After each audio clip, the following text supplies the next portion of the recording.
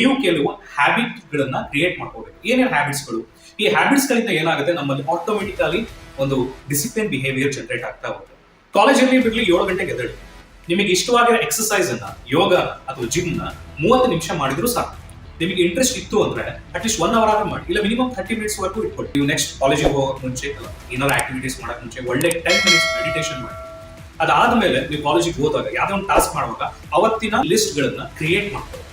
So ಪ್ರತಿಯೊಂದು ಲಿಸ್ಟ್ಗಳು ಕಾಲೇಜಲ್ಲಿ ಏನೇನು ಹೇಳಿದ್ದಾರೆ, ನಾನೇನೇನು ಮಾಡಬೇಕು, ಸೊ ಏನೇನು ಅಸೈನ್ಮೆಂಟ್ಸ್ ಕೊಟ್ಟಿದ್ದಾರೆ, ಯಾವಾಗ ಡೆಡ್ಲೈನ್ಸ್ ಇದೆ, ಪ್ರತಿಯೊಂದು ರಿಮೈಂಡರ್ ಹಾಕೋದು ಪ್ರಾಕ್ಟೀಸ್ ಮಾಡಿ. ಅದಾದ್ಮೇಲೆ ನೀವು ಸಂಜೆ ಏನು ಬರ್ತೀರಾ, ಸೊ ಸಂಜೆ ಬಂದ್ಮೇಲೆ ನಿಮ್ದು ಏನು ಕಂಫರ್ಟ್ ಝೋನ್ಸ್ಗಳಿದೆ, ಫ್ರೆಂಡ್ಸ್ ಜೊತೆ ಮೂವ್ ಆಗೋದು, ಸೋಷಿಯಲ್ ಮೀಡಿಯಾ ಏನೇ ಇರ್ಬೋದು, ನೀವು ಆರಾಮಾಗಿ ಮಾಡ್ಕೊಳ್ಳಿ.